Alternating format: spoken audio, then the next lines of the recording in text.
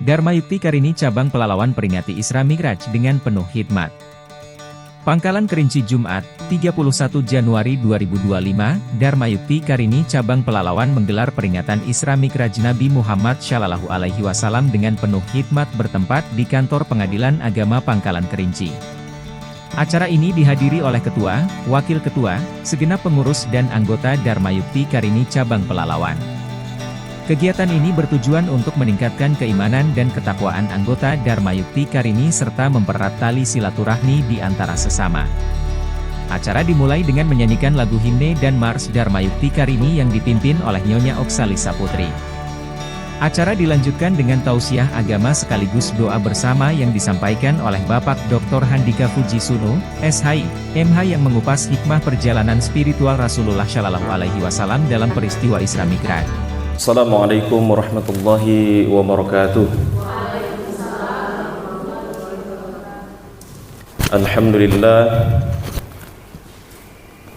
Alhamdulillahilladzi bini'matihi tatimmus shalihat. Assalatu wassalamu ala sayyidis sadat wa ala alihi wa ashabihi wa dhurriyyatihi dzawil fadaili wal karamat. Amma ba'du,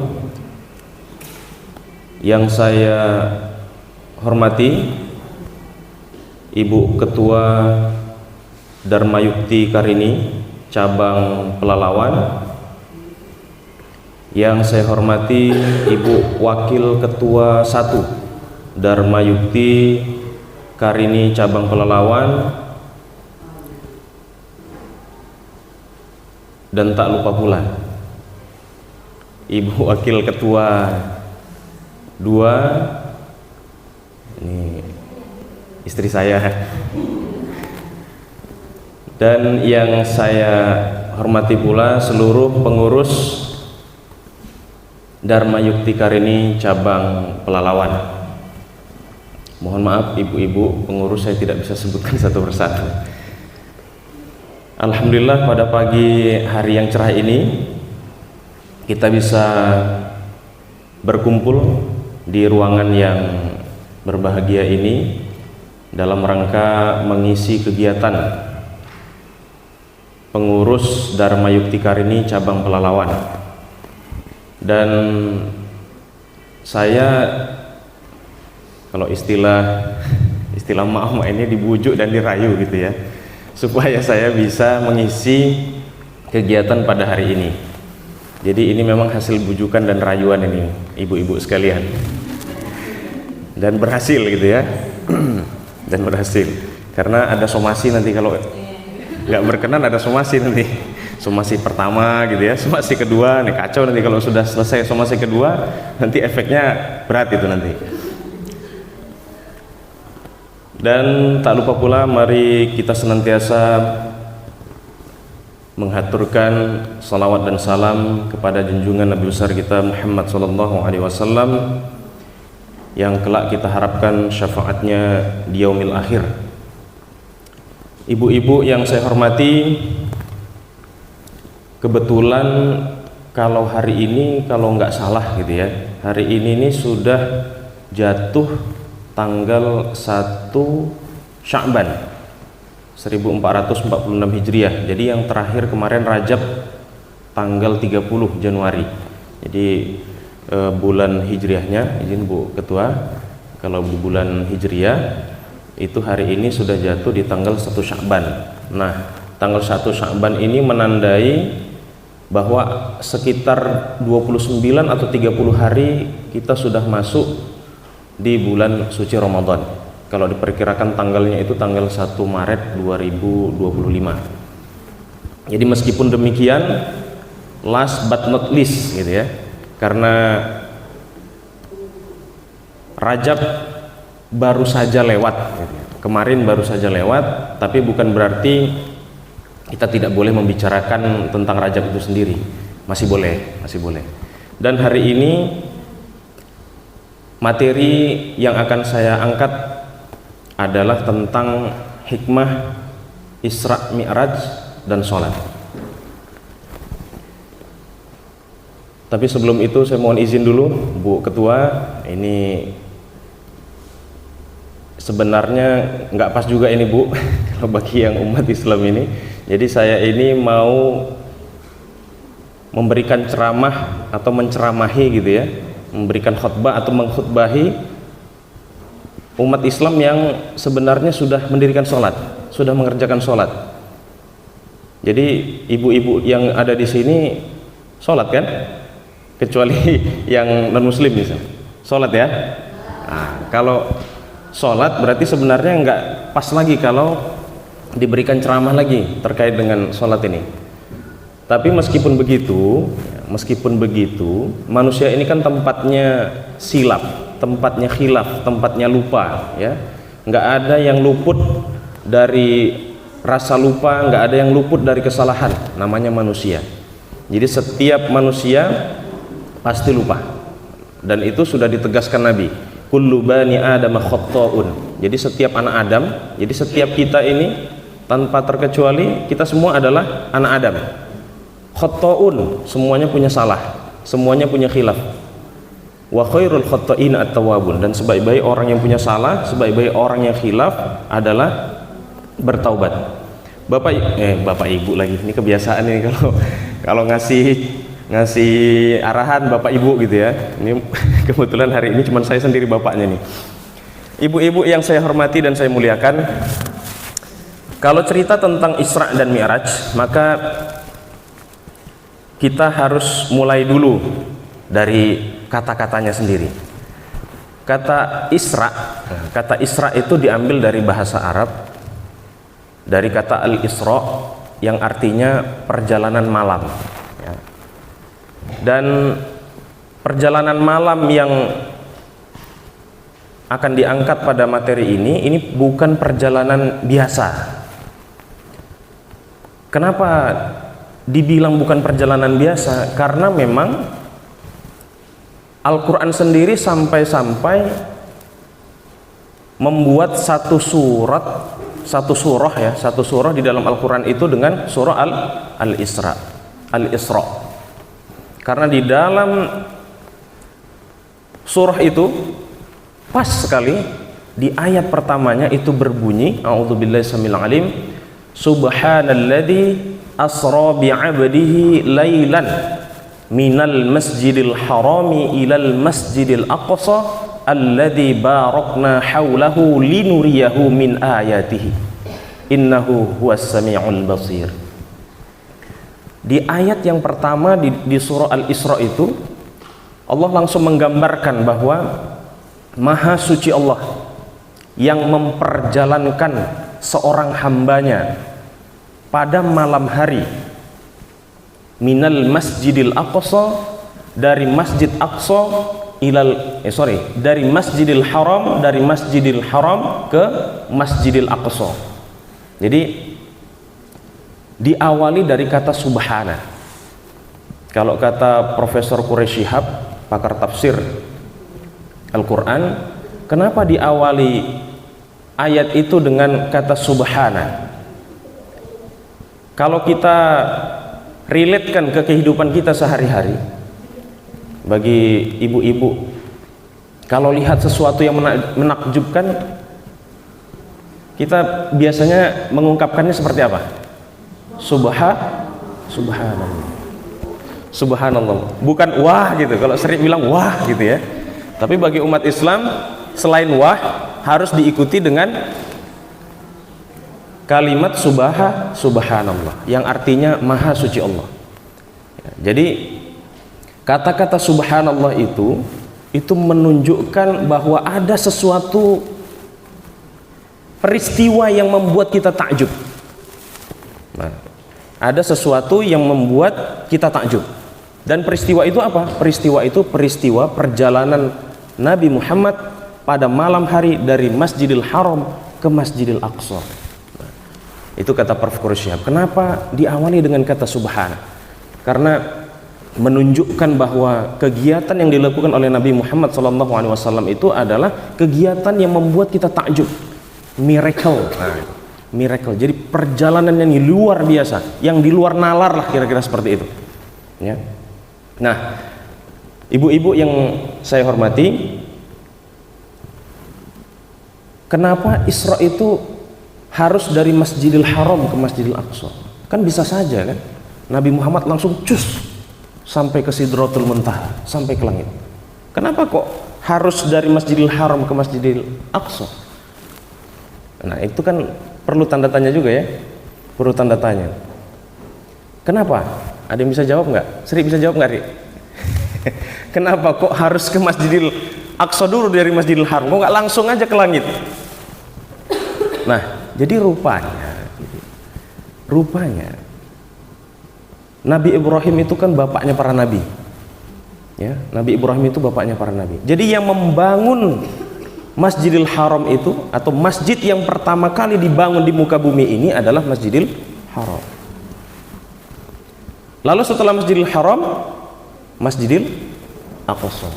Nah, itu kalau di dalam hadis Nabi disebutkan arba'una, tapi nggak disebutkan apakah arba'una aman atau arba'una syahran atau arba'una ayyaman, nggak disebutkan. Apakah itu 40 bulan jaraknya, apakah itu 40 hari, apakah itu 40 jam dan seterusnya, itu nggak disebutkan jaraknya. Tapi yang disebutkan dalam hadis Nabi arba'una. Jadi jarak antara Masjidil Haram ke Masjidil Aqsa itu sekitar arba'una.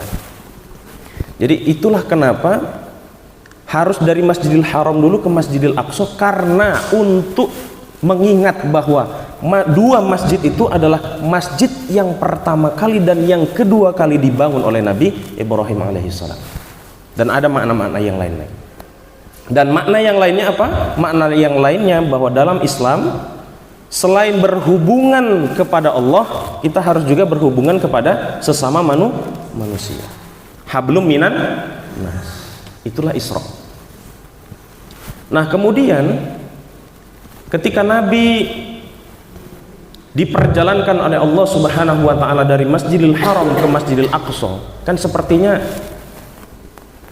Nabi itu kira-kira kalau dulu pada masa Islam berkembang gitu ya di Makkah, itu Nabi dianggap ini Nabi cerita bohong, ini Nabi cerita ngarang, ini ngawur. Bahkan Nabi dibilang gila. Mana mungkin dalam satu malam Nabi bisa dari Masjidil Haram ke Masjidil Aqsa, dari Masjidil Aqsa langsung ke Sidratul Muntaha. Nggak mungkin, di luar nalar, nggak masuk akal, nggak logis lah kalau bahasa kita sekarang. Tapi itu dibuktikan pada saat itu dalam sebuah riwayat hadis, ketika Nabi sepulangnya dari Isra dan Mi'raj, kan banyak orang-orang Quraisy pada saat itu yang meragukan kebenaran bahwa Nabi memang betul melakukan Isra dan Mi'raj itu. Apa buktinya? Ya Nabi, apa buktinya Muhammad kalau kamu memang betul melakukan Isra dan Mi'raj? Salah satu yang membuktikan adalah ketika aku Isra, kata Nabi, aku melihat sekumpulan kafilah. Dan ketika aku lihat itu, kafilah itu salah satu kelompoknya itu kehilangan unta. Ya, kehilangan unta. Lalu ketika aku dalam perjalanan Isra, aku sampaikan dari atas, kan karena Nabi Muhammad itu ketika Isra kan di atas, dia terbang ya menggunakan kendaraan yang dinamakan buraq. Jadi buraq itu seperti keledai tapi tidak lebih besar dari keledai. Jadi dia kira-kira terbang lah, kira-kira seperti itu ya. Nabi itu terbang dengan dipandu gitu, atau dibawa atau dibantu oleh malaikat Jibril dan Mikail. Lalu ketika di atas, ketika sedang terbang itu, Nabi melihat kafilah yang kehilangan ontanya, ya, yang kehilangan ontanya. Lalu Nabi bilang, wahai kafilah, ontamu itu ada di lembah itu. Nah, lalu ketika Nabi menceritakan itu, datanglah salah satu kelompok kafilah yang disebutkan tadi, si fulan dan si fulan bilang, iya memang betul, pada saat itu, pada malam itu, pada perjalanan itu memang kami kehilangan unta, dan kami temukan, dan memang ada suara yang mengatakan atau yang memberi tahu kami bahwa unta itu sedang ada di lembah. Ya memang betul. Jadi itulah salah satu yang membuktikan bahwa benarlah peristiwa Isra dan Mi'raj itu. Ibu-ibu yang saya hormati, perjalanan Isra itu ditandai dari ketika Nabi, dalam sebuah riwayat, ketika Nabi sedang tidur ya, tidur di rumah, lalu tiba-tiba terbukalah atap rumah Nabi, terbuka, tersingkap kira-kira seperti itu atapnya, ibaratnya ini rumah Nabi kira-kira gitu ya, terbuka lah ini atapnya. Lalu turunlah malaikat Jibril dengan membawa bejana emas yang berisikan, pertama berisikan air, airnya air Zam-Zam. Tujuannya apa? Tujuannya adalah untuk membelah dada Nabi. Ketika dibelah dada Nabi, lalu dikeluarkan isinya, dicucilah, dibasuh dengan air Zam-Zam itu. Setelah bersih, dimasukkan kembali, lalu bejana emas yang dibawa oleh malaikat Jibril tadi diisi dengan iman dan hikmah. Lalu itulah yang dituangkan ke dalam dada Nabi Muhammad SAW. Nah, dari perjalanan Isra ini sebenarnya ada pelajaran yang kita ambil, bahwa sebelum kita mau mengisi atau sebelum kita mempelajari sesuatu yang baik kira-kira seperti itu, maka kita harus membersihkan terlebih dahulu hati kita dari perbuatan, dari perkataan, dari hal-hal yang bisa mengotori hati kita. Jadi yang pertama sekali itu adalah tazkiyatun nafsi. Pelajaran yang pertama adalah membersihkan diri. Jadi kalau kita mau belajar sesuatu, kita harus kosongkan dulu, kita harus bersihkan dulu ya. Mau belajar tentang apa misalnya, orang yang belajar sesuatu kan tentu pasti berangkat dari ketidaktahuan. Nah, kira-kira seperti itu. Sebelum Nabi diberangkatkan oleh Allah ke Sidratul Muntaha, dia harus bersih dulu, karena dia akan menghadap Sang Rabbul Alamin, Tuhannya alam semesta, maka dia harus bersih dulu hatinya. Lalu ketika diisi oleh malaikat Jibril dengan hikmah dan iman, lalu diperjalankanlah Nabi Muhammad dari Masjidil Haram ke Masjidil Aqsa. Dan setibanya Nabi Muhammad menggunakan kendaraan buruk tadi ke Masjidil Aqsa, dia ikatlah buruk tadi, karena buruk itu kan semisal seperti keledai tapi tidak lebih kecil dari keledai. Setelah diikat, lalu Nabi mengimami para anbiya. Para anbiya itu artinya para nabi. Jadi di dalam Masjidil Aqsa ya, Nabi Muhammad SAW mengimami seluruh para nabi. Coba bayangkan, nabi yang terakhir tapi bisa mengimami mulai dari Nabi Adam dan seterusnya sebelum Nabi Muhammad. Nah, itu juga menandakan bahwa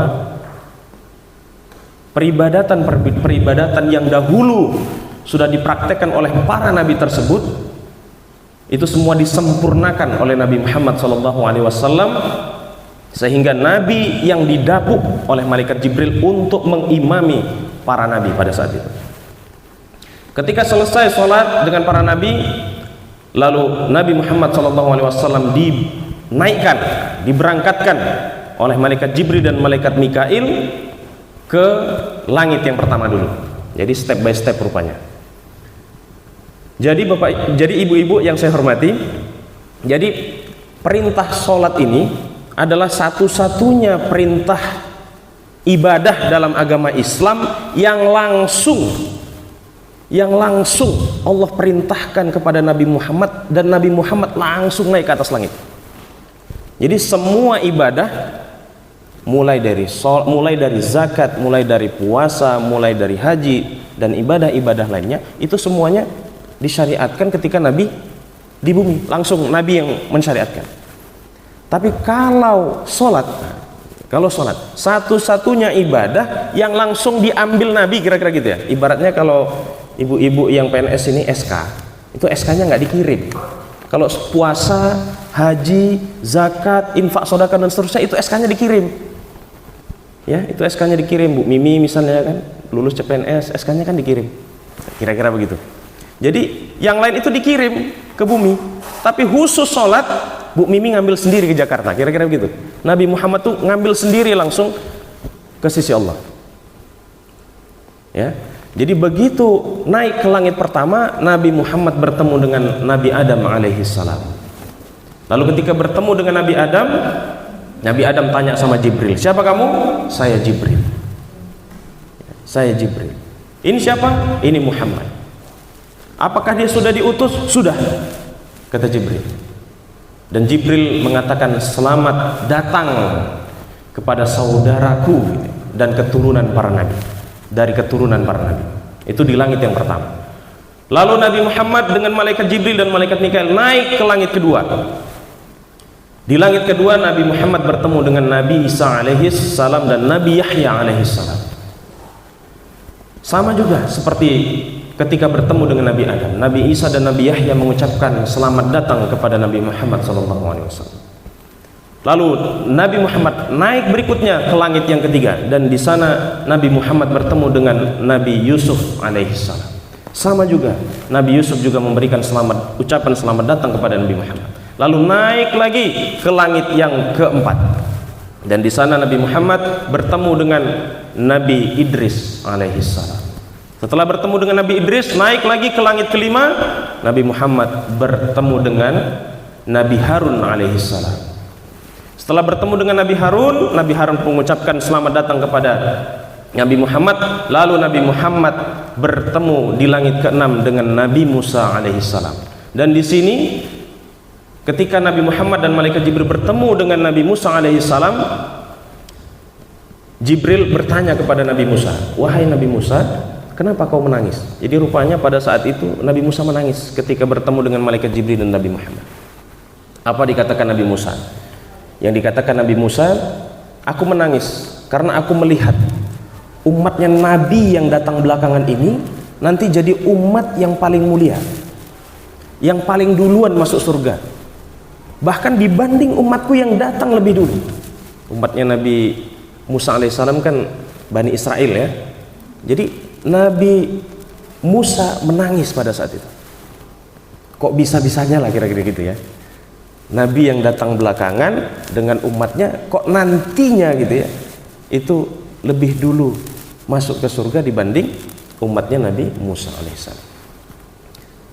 Nah, setelah dari langit yang keenam bertemu dengan Nabi Musa tadi, maka lanjutlah Nabi Muhammad perjalanannya naik ke langit yang ketujuh, dan di sana dia bertemu dengan bapaknya para nabi, yaitu Nabi Ibrahim alaihissalam. Ya. Nah, setelah itu Nabi bertemu dengan Allah Subhanahu wa taala, dan di sana langsung disyariatkan sholat itu. Nah, ketika disyariatkan sholat, nggak langsung seperti yang kita laksanakan sehari-hari 5 kali dalam sehari atau 5 waktu dalam sehari, nggak langsung. Jadi pertama kali disyariatkan Allah itu 50 kali. Coba bayangkan umat yang kecil-kecil macam kita ini, ya kan? Kalau ada istilah itu semekot, itu buku tua, semeter kotor. Itu umat yang kecil-kecil gini, umat Islam ini disuruh melaksanakan sholat 50 kali dalam sehari. Coba bayangkan 50 kali. Itu kalau bisa kita kerjakan, nggak usahlah jauh-jauh 50 kali ya kan. Yang 5 kali sehari aja susah. Mau bangun sholat subuh aja susah. Coba kalau misalnya Sri ya, kalau 50 kali itu mungkin termasuklah tahajud tuh. Lagi enak tidur wajib tuh tahajud. Coba bayangkan. Sempat wajib kacau. Sholat duha juga begitu, ya kan? Lagi apa istilahnya, lagi kerja begitu ya, lagi bertani, lagi bersawah, lagi berkebun, tiba-tiba wajib sholat duha misalnya. Ya itu nggak bisa dibayangkan. Akhirnya ketika 50 kali dalam sehari itu diperintahkan oleh Allah, ya namanya Nabi, kalau diperintahkan sama Tuhannya tentu ya sami'na wa ata'na, tentu dia patuh dan taat. Baliklah turun sampai ke langit ke-6, ketemu sama Nabi Musa. Nabi Musa ini kan terkenal ya, kalau istilahnya itu bukan hanya nabinya tapi juga umatnya itu banyak protes. Bani Israel kan diceritakan dari dalam surah Al-Baqarah. Kenapa disebut surah Al-Baqarah itu? Karena di dalam surah Al-Baqarah itu diceritakan bagaimana ribetnya gitu ya, bagaimana suka nyinyirnya ya, kalau bahasa mama itu suka nyinyir, itu bawel, itu Bani Israel itu. Misalnya disuruh potong hewan yang bagaimana ya Nabi Musa? Sapi. Udah dibilang sapi pun masih ditanya yang warnanya apa, yang bagaimana bentuknya, yang bagaimana jenisnya. Itulah umatnya Nabi Musa, Bani Israel. Jadi bawel, nyinyir. Jadi Nabi Musa ini pun digambarkan awwahun halim. Jadi digambarkan dalam Al-Quran itu Nabi Musa itu ya sering mengeluh juga, nyinyir juga, kira-kira begitu ya, tapi juga halim. Halim itu artinya lembut, tapi dia lemah lembut juga. Nah, kita berjasa, ibu-ibu sekalian, berjasa kepada kita berhutang jasa lah kepada Nabi Musa. Seandainya Nabi Muhammad pada saat itu hanya ketemu dengan Nabi Ibrahim, langsung turun ke bumi dan mensyariatkan 50 kali sholat dalam sehari, kacau kita. Tapi tidak begitu, karena ada sosok Nabi Musa yang bertanya kepada Nabi, "Hai Muhammad, tadi kamu kan kira-kira gitu ya, kan baru dari atas tuh, baru ibarat Bu Mimi baru naik ke ruangan Pak Ketua kira-kira gitu, sampai di bawah ketemu sama Sri, Bu Mimi, tadi Pak Ketua mewajibkan apa gitu, nyuruh kita apa, nyuruh ngerjakan kita apa, begini."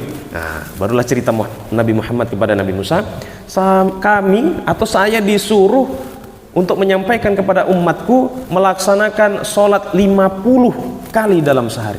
Wow, gitu ya. Nabi Musa pun langsung tercengang. Bagaimana mungkin? Umatmu itu kan, kalau istilah saya tadi, semekot ya, semeterkot, kecil-kecil gitu ya, umurnya pun tak panjang-panjang. Beda sama Nabi Adam yang umurnya sampai 100-an tahun, beda bahkan dengan Nabi Nuh yang umurnya sampai 950 tahun.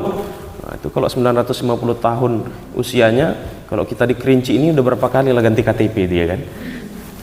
Nah, coba kita bayangkan. Jadi dengan ketemu dengan Nabi Musa, ya tadi ya agak nyinyir gitu ya, nggak mungkin Muhammad, umatmu sanggup melaksanakan 50 kali sholat dalam sehari, nggak mungkin. 50 kali waktu dalam sehari, nggak mungkin. Naik lagi, minta lagi sama Allah supaya dikurangi, dikorting lah, didiskon. Naik lagi Nabi Muhammad. Setelah naik, dikurangilah 5. Balik lagi, ketemu lagi sama Nabi Musa. Berapa dapat kortingan? Berapa dapat diskon dari Allah? 45. Wahai Nabi Musa, aduh, belum lagi tuh. Akhirnya singkat cerita, sampai 9 kalilah Nabi Muhammad naik untuk meminta diskon, meminta korting sama Allah. Akhirnya dikortinglah sampai 5 kali dalam sehari. Setelah dikorting 5 kali dalam sehari, ketemu lagi sama Nabi Musa. Aduh, ini pun masih nggak sanggup Nabi Muhammad. Udahlah, aku malu sama Allah, kata Nabi Muhammad. Jadi seorang Nabi kalau udah dikasih, ya Allah pun nggak mungkin nolak ya atas permintaan kekasihnya tadi. Tapi meskipun begitu, malu juga. Udah 9 kali dikorting, masih minta lagi, itu nggak tahu diri namanya. Ya kan, nggak tahu diri. Oke, jadi setelah Nabi Muhammad dapat diskonan, itu diskonnya berarti diskon berapa persen itu Bu Ses? Diskon jadi kortingannya itu kortingan apa istilahnya ya, kortingan habis lah, korting habis. Sampai 5 itu udah kita anggap korting habis lah. Akhirnya turunlah Nabi Muhammad, itu balik lagi. Jadi begitu Nabi Muhammad Isra, lalu Mi'raj, itu yang namanya Mi'raj ya, yang sampai ke Sidratul Muntaha, itu diistilahkan dalam Islam itu namanya Mi'raj. Ketemunya atau perjalanan Nabi Muhammad dari Masjidil Aqsa ke Sidratul Muntaha itu namanya Mi'raj. Ya, itu namanya Mi'raj. Lalu setelah Mi'raj, Nabi nggak langsung, kan bisa aja. Kalau Allah mau, kalau Allah berkehendak, apa yang nggak bisa sama Allah? Idza arada syai'an ayyaqula lahu kun fayakun. Kalau Allah bilang jadi, jadi. Bisa saja. Nggak lagi balik ke Masjidil Aqsa, tapi bisa saja kan dari Sidratul Muntaha langsung meluncur pakai SpaceX misalnya Nabi. Ya kan? Meluncur ke Masjidil Haram sampai ke Makkah, bisa saja. Tapi tidak.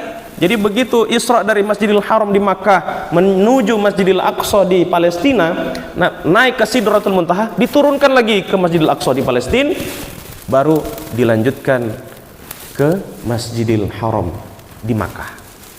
Jadi ibaratnya kalau kita buat skemanya itu begini, sap gitu ya. Habis itu turun sap gitu. Jadi letter L kira-kira begitu. Nah, kalau kira-kira sekarang mungkin nggak Nabi Muhammad itu menjalankan Isra dan Mi'raj, melaksanakan Isra dan Mi'raj? Mungkin nggak, ibu-ibu sekalian? Kalau kita yang sekarang ini sedang hidup di masa sekarang ini, mungkin nggak kira-kira di zaman sekarang?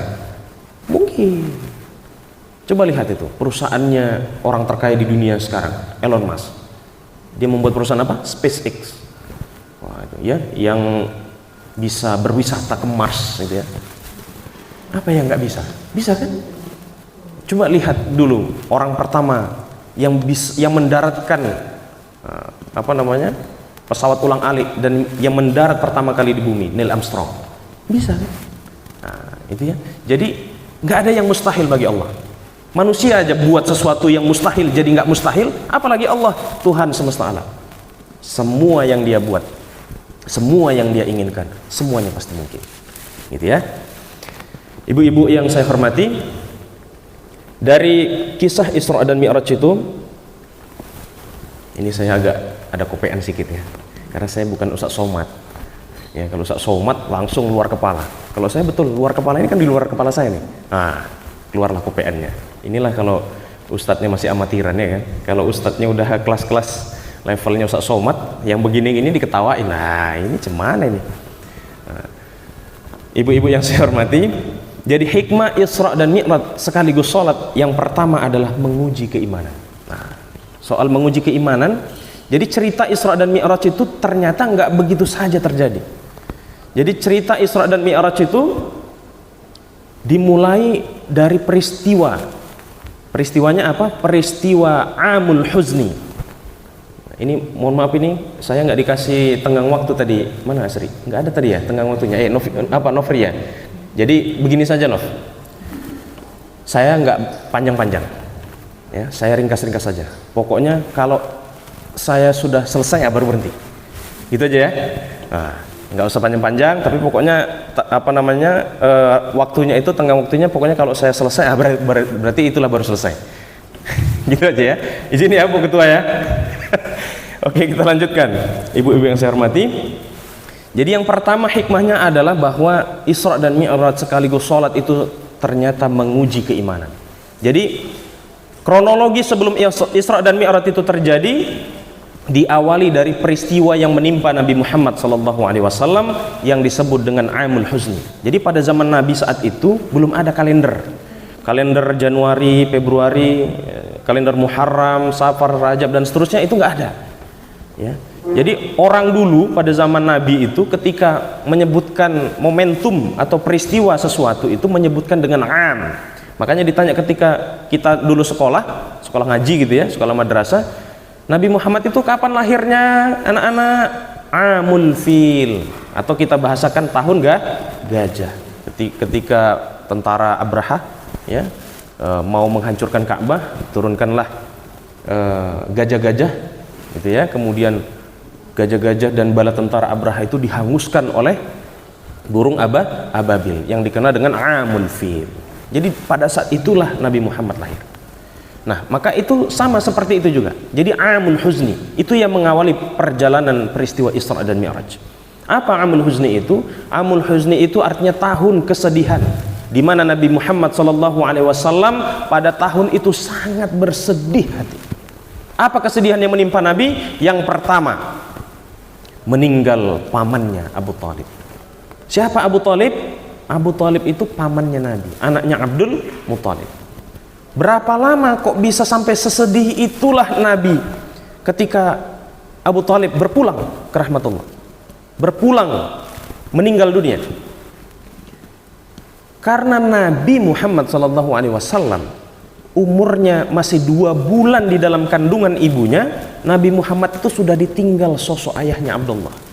Jadi Nabi Muhammad itu tak pernah nengok sosok ayah yang namanya Abdullah, itu tak pernah dia lihat wajahnya, tak pernah dia sentuh tubuhnya, tak pernah dia peluk badannya, nggak pernah. Jadi dia hanya tahu kisahnya, dia hanya tahu namanya, bahwa nama ayahku adalah Abdullah.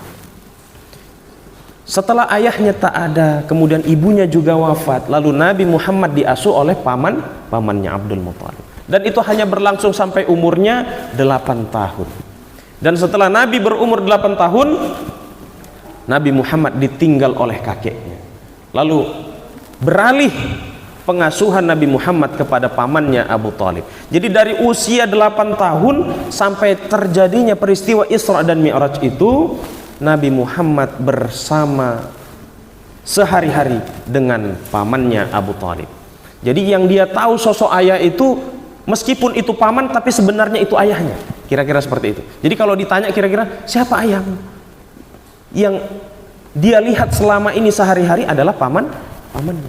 Jadi sedih sekali pada saat itu Nabi Muhammad ketika ditinggal pergi selama-lamanya oleh pamannya Abu Talib.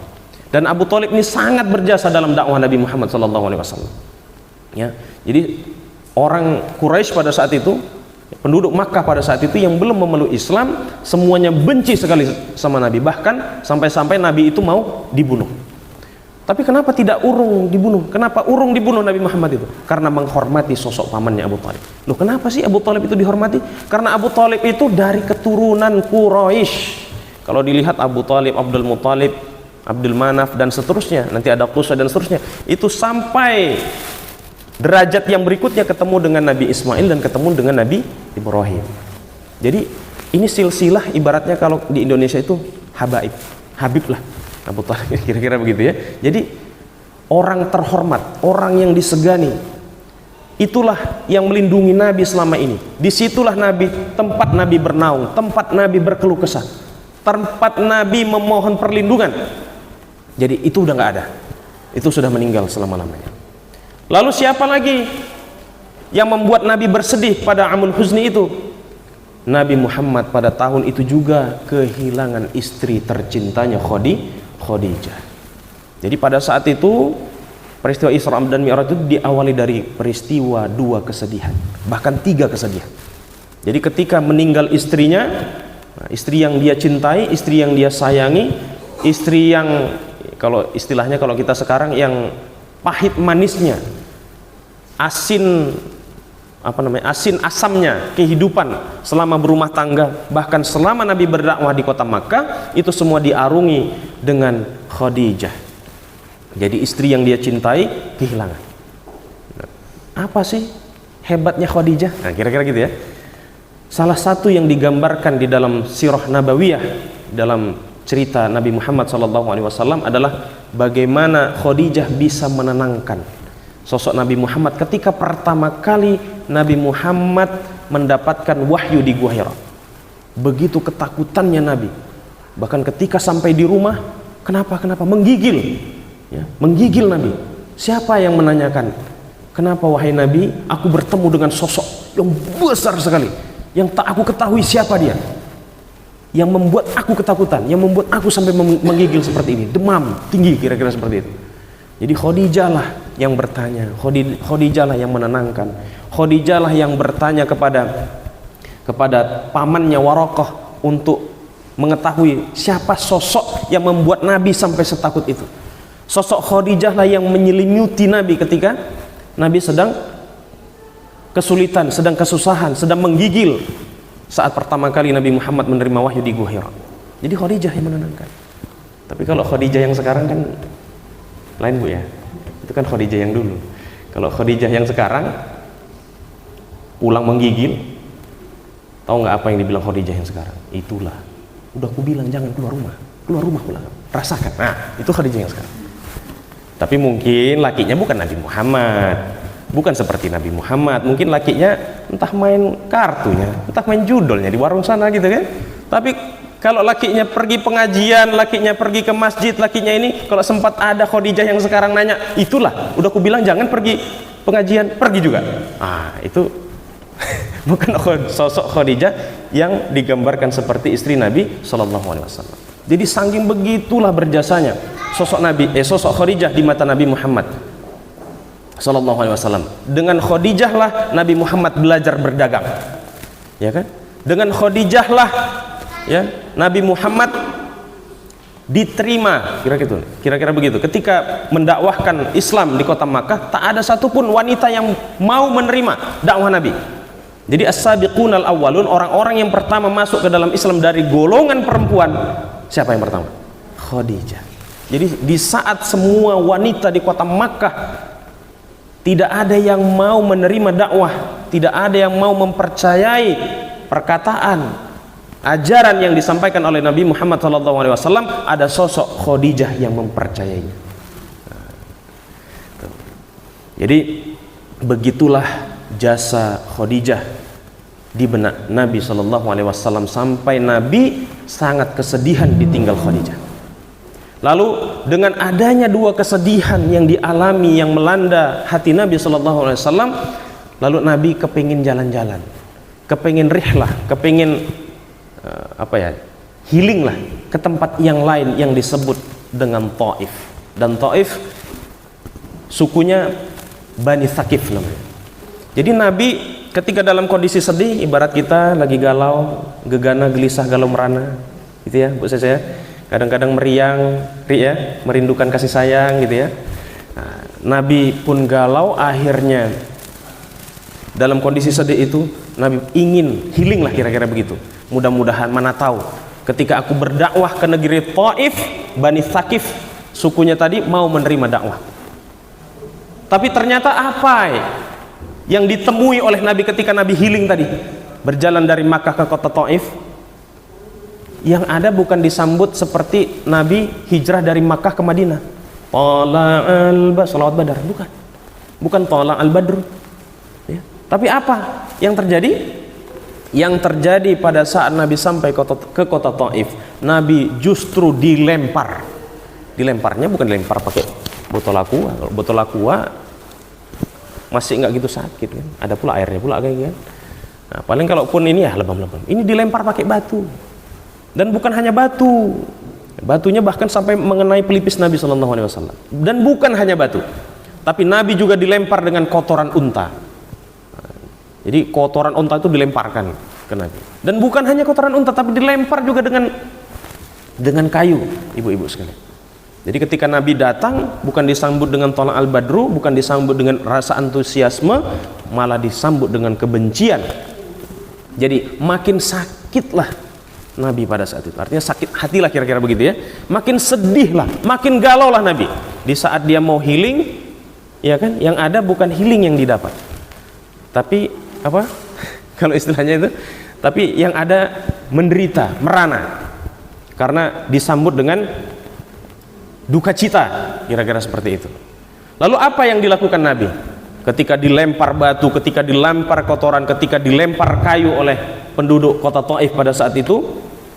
Nabi pun bersembunyi di balik bukit-bukit ya, di balik gunung. Nabi pun bersembunyi dan sembari berdoa, ya Rabb. Nah, ini kalau bahasa Arabnya, ya Rabb, ilaika ashku, wahai Tuhanku, kepadamu aku melapor, kepadamu aku mengadu, dha'fa quwwati, bahwa aku ini lemah, aku ini udah nggak kuat lagi.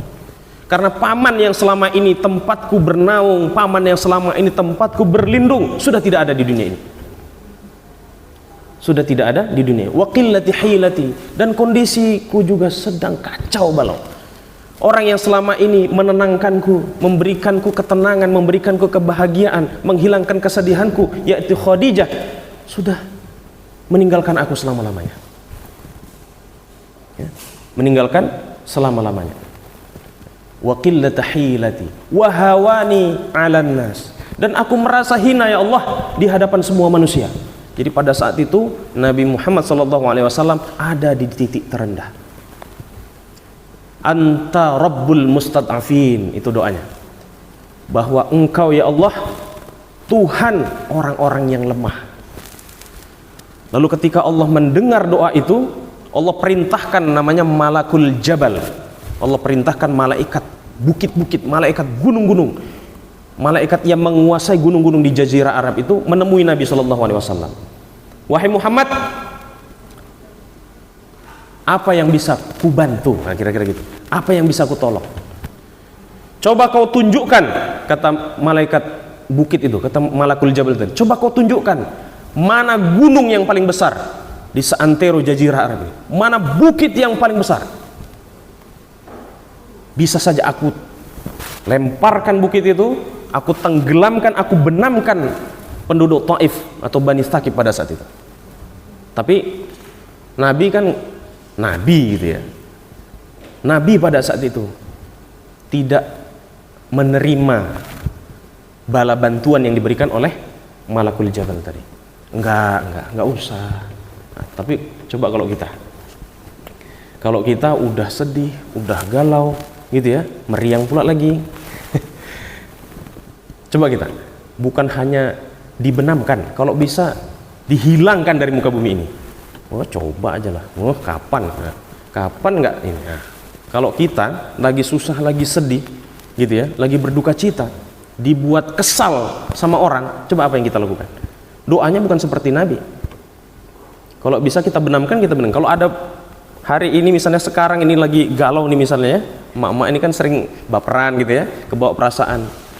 Di rumah ini segala macam, di kantor dan segala macam, di lingkungan, di circle-nya gitu ya, lagi nggak enak lagi ini, doakan mudah-mudahan, nah gitu ya, anakmu 10 misalnya, padahal pengennya punya anak 1 misalnya, itu doanya udah aneh-aneh.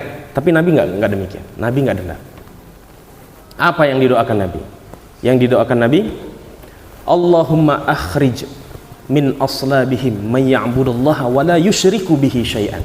Jadi kata Nabi berdoa kepada Allah, ya Allah, keluarkanlah dari sulbi Bani Thaqif itu keturunan-keturunan yang nantinya akan beribadah kepada Allah dan tidak menyekutukannya sama sekali. Dan itu nyata, ibu-ibu sekalian. Kalau yang sudah pernah umroh atau yang sudah pernah haji singgah ke kota Taif, itu penduduknya semuanya 100% Muslim. Kalau di Indonesia kan enggak, kalau di Mesir juga enggak, kalau di Malaysia juga enggak.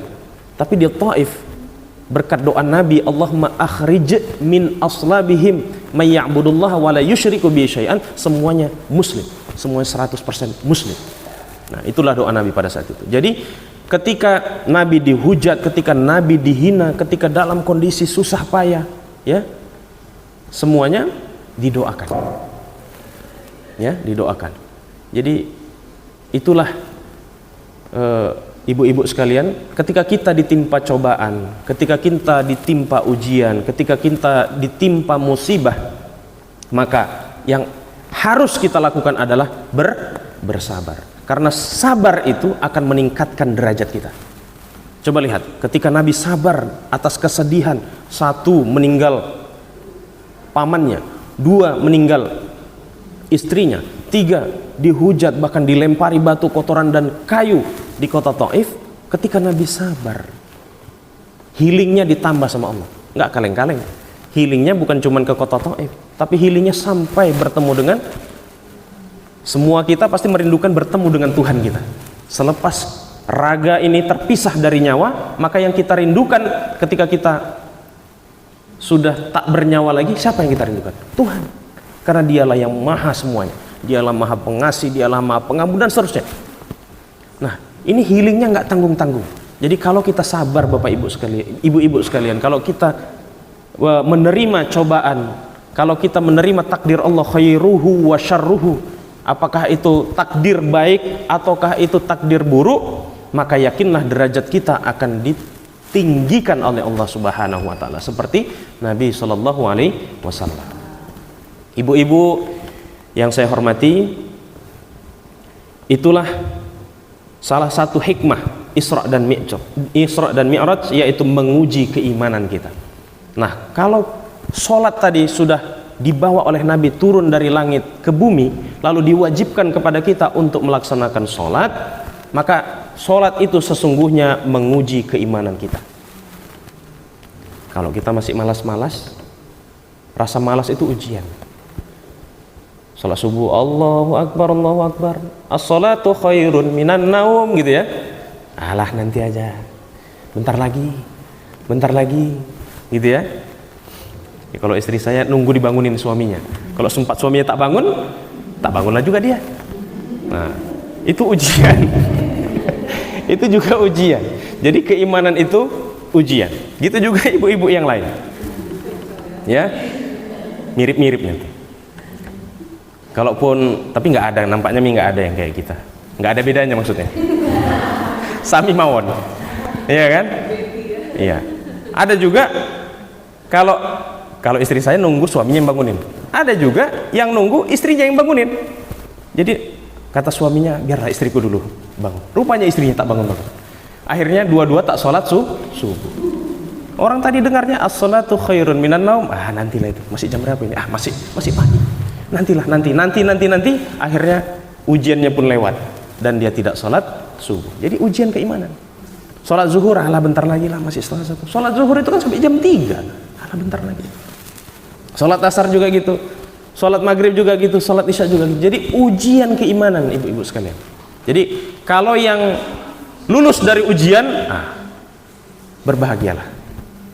Setiap azan berkumandang, nggak nunggu sampai akhir-akhir waktu, langsung sholat, berarti orang-orang yang seperti itu sudah lolos dari ujian.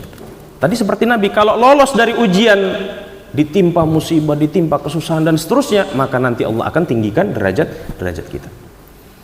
Nah ini kan saya belum selesai ya, Nopri. Nah, berarti saya masih boleh lanjut ya? Nggak, bentar lagi nih, karena ini Jumat juga ya. Oke, yang kedua, hikmahnya adalah menyucikan diri lahir dan batin. Tadi kita sudah singgung bahwa ketika kita mau bertemu sama Allah, sholat itu kan pertemuan kita sama Allah, gitu ya. Kalau kita mau connect langsung sama Allah, kalau orang Islam ini harus sholat. Mana bisa kalau nggak sholat connect sama Allah? Dalam kondisi seperti ini ya bisa saja, tapi kondisi atau situasi kegiatan yang khusus, ibaratnya kalau kita ritual ya Bu Ketua ya, ritual kalau di Nasrani juga ada ritualnya. Jadi kalau kita mau connect sama Tuhan yang Maha Esa, sama Allah Subhanahu wa taala, maka kita harus mendirikan sholat. Nah, kalau mau mendirikan sholat, mau connect sama Allah, mau ketemu sama Allah, ya harus bagus-bagus lah. Ya kan, Nov? Kalau mau ketemu sama yang kita cintai gimana, Nov? Ya kan, kalau bisa wangi gitu kan, bersih. Kalau bisa ke mall dulu lah, ke Ramayana dulu, setidak-tidaknya beli apalah di sini baju yang paling bagus supaya kesem-sem. Saya cerita sama Nopri kan, Nopri bebas dia. Saya pun makanya cerita sama Nopri. Ya Nov ya. Jadi kalau kita mau bertemu sama orang yang kita cintai, sama sosok, sama zat, apalagi zat yang kita cintai, maka kita harus bersih lahir dan batin. Dan dalam sholat apa? Dalam sholat tak boleh orang sholat kalau tak berwudu dulu. Tak boleh. La sholata liman lam yatawadda. Tak ada sholat itu, tak sah sholatnya kalau orang yang melaksanakan sholat itu tidak mendahului sholatnya dengan berwudu. Ya. Jadi kalau ibu-ibu mau sholat, ada malas sekali aku berwudu, malas sekali aku megang air, langsung aja sholat, tak sah sholatnya. Tak sah sholatnya. Oleh karena itu, sebelum kita sholat, wajiblah kita berwudu. Karena itu merupakan pertanda bahwa kita sudah siap bertemu sama Sang Khalik, bertemu sama Sang Pencipta kita, bertemu sama orang, sosok, zat yang kita cintai, yaitu Allah Subhanahu wa taala. Kalau kita sudah bersih, kita sudah wangi, kita sudah rapi, maka ya. Oke Bang, ayo Bang, mau kemana? Nah, kira-kira gitu ya Nov ya. Nah, gaskan gitu ya. Oke, berikutnya yang ketiga, sholat itu meningkatkan ketakwaan. Jadi kalau orang tak sholat, ibu-ibu kalau tak sholat, nah, jadi gampang aja deh. Kalau nanti kan bentar lagi masuk puasa ya, masuk puasa.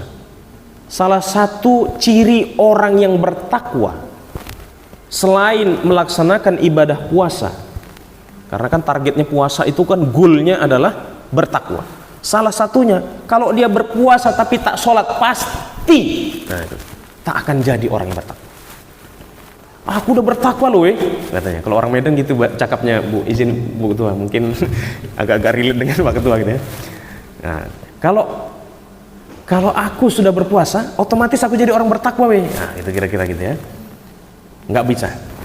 Jadi kunci orang yang bertakwa itu salah satunya sebelum berpuasa adalah sholat. Maka lihat rukun Islam itu. Pertama syahadat, kedua sholat. Bukan puasa dulu kedua. Aku puasa dulu baru nanti sholat. Ada orang begitu kan, ibu-ibu kan gitu. Alah, sholat itu kan nanti itu. Aku yang penting puasa. Puasa aku kan Islam aku. Nah, sholat itu aduh belum di hatiku. Ada pula cerita sholat belum di hatiku, ya kan? Belum dapat hidayah untuk sholat, tapi sudah Islam gitu ya, tapi tak sholat. Nah, maka patut diduga gitu ya, keislamannya ya belum 100%. Ya ibaratnya kalau baterai itu masih ya 30% lah kalau belum sholat. Tapi kalau sudah sholat, nah, bisa dikatakan sudah 80% lah iman. Ya, jadi meningkatkan takwa. Jadi ciri orang yang bertakwa itu wajib sholat. Di mana Pak perintahnya? Ah, coba lihat di surah Al-Baqarah. Surah Al-Baqarah yang pertama, Alif Lam Mim, dzalikal kitabu la raiba fihi hudal lil muttaqin. Orang yang bertakwa. Petunjuk bagi orang yang bertakwa. Siapa orang yang bertakwa? Alladzina yu'minuna bil ghaibi wa yuqimunas shalah. Nah, di situ dapatnya. Di situ perintahnya ibu-ibu sekalian. Jadi kalau percuma puasa kalau tak sholat. Nah, gitu. Jadi kuncinya adalah di situ. Wa yuqimunas shalah. Jadi tidak hanya percaya sama Allah, Allah itu ada. Allah itu ada. Tapi di mana keberadaan Allah itu? Bagaimana kita mengimani Allah itu? Dengan sholat. Yuqimunas shalah. Karena itu adalah ciri ketakwaan seorang muslim. Kemudian yang berikutnya, sholat itu memberikan ketenangan dan kedamaian jiwa kita. Ya, ada orang yang sholat gelisah. Ada orang yang sholat masih apa istilahnya? Masih galau nggak? Kalau ada orang yang sholat, kalau ibu-ibu sudah sholat pun masih galau, nah itu berarti sholatnya patut dipertanyakan. Karena sholat harus, karena ketika kita sholat maka sholat itu harus menenangkan dan mendamaikan jiwa kita yang sedang gegana tadi, yang sedang gelisah, galau, merana. Nah itu kalau sholat. Jadi wasta'inu bis sabri was shalah, itu kata Al-Quran dalam surah Al-Baqarah. Hendaklah kalian wahai umat manusia, wahai umat Islam, memintalah pertolongan dengan sabar dan sholat. Jadi dengan sholat, ibu-ibu pernah nggak kehilangan bros emasnya? Yang pakai jilbab kalau kehilangan bros, apalagi itu emas, pasti bingung. Emas pula itu, ya kan? Emasnya emas 24 karat, 10 gram misalnya. 10 gram, 1 gram aja sekarang kalau nengok harga emas sekarang begitu itu hampir 1,5 lebih. Bayangkan kalau 10 gram, berarti sekitar 15 juta hilang. Tapi tenang aja, Islam memberikan solusinya. Apa solusinya? Pak Waka, solusinya wasta'inu bis sabri was shalah. Nggak percaya? Coba kalau nggak percaya. Pertama, ketika hilang Bu Ses, brosnya yang 10 gram tadi, emas pula kan? Nah, pertama sabar dulu Bu Ses. Habis sabar langsung dirikan sholat. Sholat sunnah. Dalam hati, ya Allah, di manalah aku simpan brosku tadi? Nggak apa-apa, gitu aja doanya. Ya Allah, di manalah aku simpan brosku tadi? Tolonglah ingatkan, supaya ingat dalam pikiranku, supaya terlintas dalam benakku, supaya terlintas dalam pikiranku, di mana aku simpan bros itu. Udah ku cari-cari kemana-mana. Ku cari di lemari tak ada, ku cari di dapur tak ada, ku cari di mobil tak ada, ku cari di mana-mana tak ada. Ya Allah, ingatkan aku. Karena saya pengalaman juga begitu, ya. Pengalaman soalnya, makanya saya sharing pengalaman ini. Kalau kita sholat, coba habis takbiratul Allahu Akbar, ada yang ingat ini ya, artinya Allahu Akbar kabiro, ya Allah Engkau yang maha besar. Mana ada yang ingat? Yang diingat, anakku udah makan belum ya? Anakku udah tidur belum ya? Gitu kan? Nah, masakanku tadi gosong nggak ya? Listrik udah dicabut belum ya? Dan seterusnya. Itu yang diingat. Benar kan? Nah, tapi bukan berarti orang yang sholat, orang yang khusyuk, ya kan? Orang yang khusyuk sholatnya itu bukan berarti yang tak ingat apa-apa, bukan berarti yang tak dengar apa-apa, ya. Kan ada ya, pas ditengok lagi sholat, lagi masak. Ini sholat, kata Pak Waka, nggak boleh pun ditinggalkan. Udah menjelang detik-detik terakhir tuh, sholatlah dia, ya kan? Pas sholat, alamak, cemana masakanku tadi ya? Gosong nggak ya? Nanti itu tadi kompornya besar nggak ya? Ini kacau ini. Jadi bukan berarti ibu-ibu sekalian, sholat yang khusyuk tadi, ya kan? Sholat yang diterima itu kan sholat yang khusyuk. Yang khusyuk itu tadi bukan sholat yang nggak teringat sama sekali apapun, bukan sholat yang juga nggak dengar apapun, bukan. Jadi sholat yang khusyuk yang dimaksud adalah yang bisa menenangkan jiwa dan kedamaian kita adalah sholat yang betul-betul kita sadari, ya, yang betul-betul kita sadari dan memang kita mengalaminya langsung, kita hayati sholat itu. Ya, bukan berarti tak ingat pula masakan yang tadi ditinggal. Masakanku tadi ku tinggal, aman. Nah, sholat lagi. Nah, itu termasuk khusyuk. Tapi yang enggak khusyuk itu tadi, yang sahun itu tadi, fawailul lil musallin, yang masuk neraka wa'il, orang-orang yang meninggalkan dan lupa akan sholatnya itu, yang lebih ingat masakannya daripada sholatnya. Tapi kalau lebih ingat sholatnya dari masakan, meskipun tidak 100% dia tinggalkan ingatan masakan tadi, pada saat dia sholat itu dikategorikan sebagai sholat yang khusyuk. Jadi bukan orang yang khusyuk itu tak dengar apa-apa, anaknya nangis dibiarin aja gitu, bukan.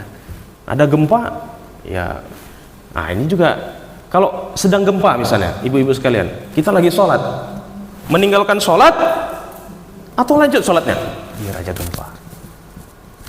Gimana? Gimana Via? Kalau lagi gempa nih, kita lagi sholat, mana duluan yang kita kerjakan? Menyelamatkan diri atau lanjut sholatnya? Apa? Nov? Atau menerima takdir Allah? Ya udahlah, udah gempa, kalau yang mati-matilah. Gimana? Mana duluan? Gimana Bu Ses? Mana duluan? Nah, sebenarnya menyelamatkan diri, tapi itu orang yang Jabariyah, yang Qadariyah begitu. Kita harus selamatkan diri. Karena dimanapun kita pasti mati.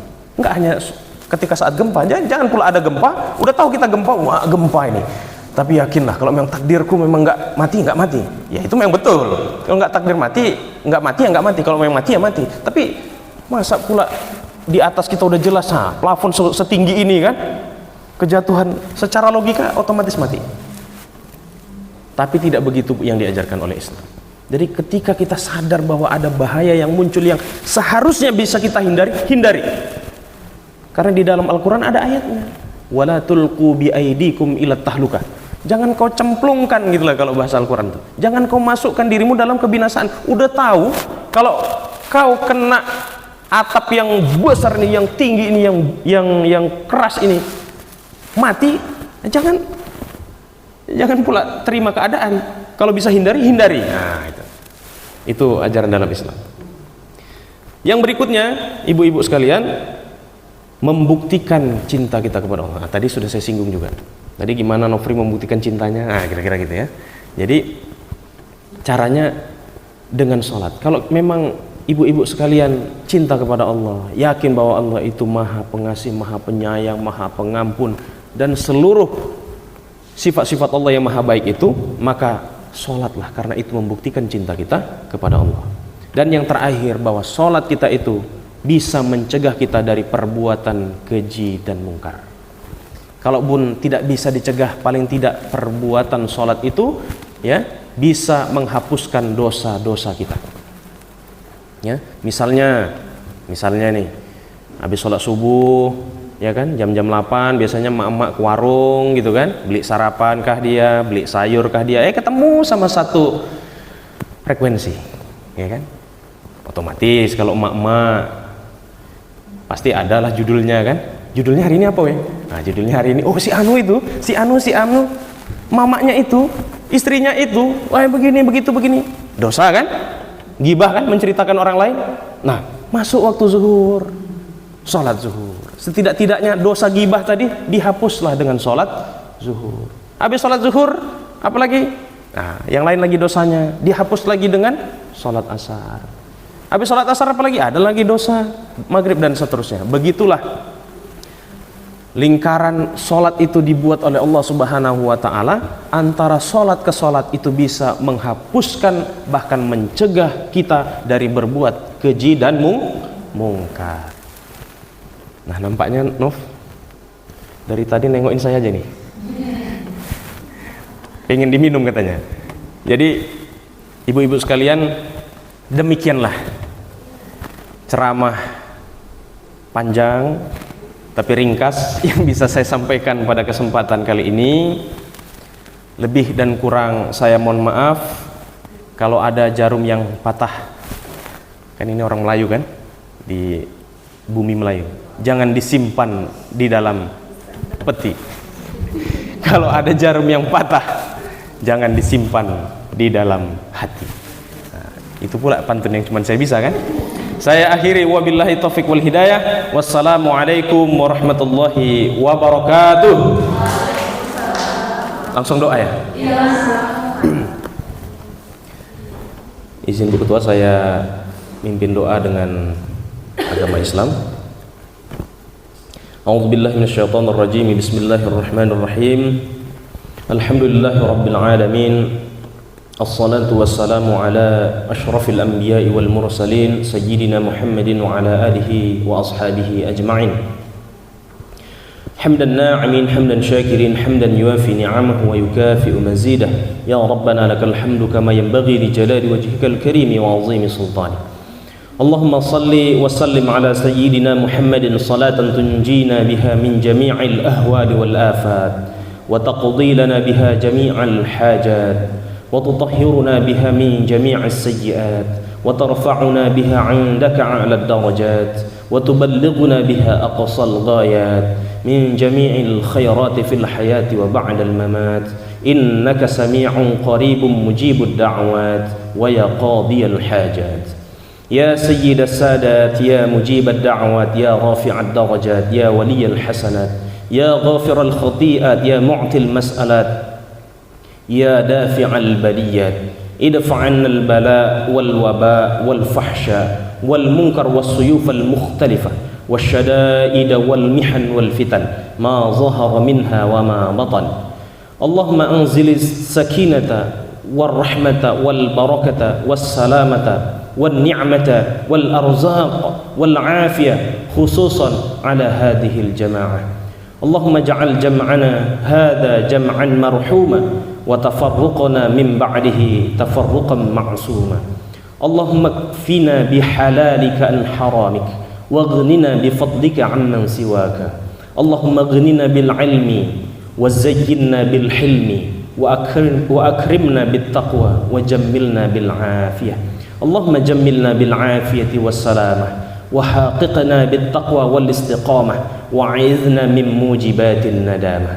اللهم حبب إلينا الإيمان وزينه في قلوبنا وكره إلينا الكفر والنفاق والفسوق والعصيان واجعلنا من الراشدين.